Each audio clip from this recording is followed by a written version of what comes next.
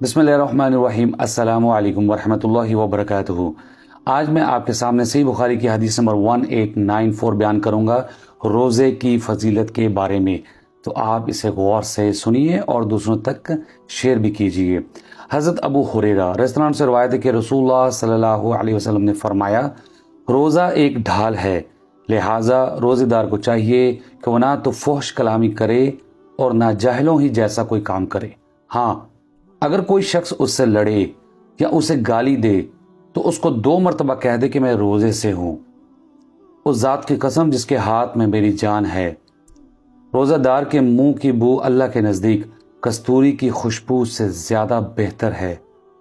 اللہ تعالیٰ کا ارشاد ہے کہ روزہ دار اپنا کھانا پینا اور اپنی خواہشات میرے لیے چھوڑتا ہے، لہٰذا روزہ میرے ہی لیے ہے اور میں ہی اس کا بدلہ دوں گا، اور ہر نیکی کا ثواب 10 گنا ہے۔ سبحان اللہ۔ اللہ تعالیٰ سے دعا ہے کہ اللہ تعالیٰ ہمیں اس حدیث پر عمل کرنے کی توفیق عطا فرمائے۔ ہم کوشش کریں کہ کوئی بھی فحش کلامی نہ کریں، کوئی بھی ویڈیو سے پرہیز کریں، آپ فلموں سے پرہیز کریں، ڈراموں سے پرہیز کریں، اسپیشلی جب آپ روزے کی حالت میں ہوتے ہیں۔ اس کے بعد بھی بیسیکلی ہمیں ٹریننگ ہو رہی ہوتی ہے، ہمیں ان چیزوں سے بچنا ہے، لیکن کم از کم روزے کی حالت میں تو بندہ یہ کام نہ کرے۔ اور اگر آپ کے ساتھ کوئی بدتمیزی کرتا ہے، کوئی جھگڑا کرتا ہے، گالی نکالتا ہے، تو آپ 2 مرتبہ سے کہہ دیں بھائی میں روزے سے ہوں، پھر کچھ بولے میں روزے سے ہوں۔ اگر پھر بھی کچھ کہتا ہے تو وہاں سے کوئٹ کر دیں، وہاں سے نکل جائیں، ٹھیک ہے جی۔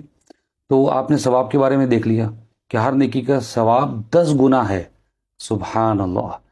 ابھی کچھ دن رہ گئے، باقی 10 دن تقریباً ہونے والے، کل 10واں روزہ ہے اور 20 اس کے بعد 21 تقریباً کہہ لیں آپ، تو ابھی بھی موقع ہے۔ اللہ تعالیٰ مجھے اور آپ سب کو عمل کی توفیق عطا فرمائے، آمین۔ السلام علیکم ورحمۃ اللہ وبرکاتہ۔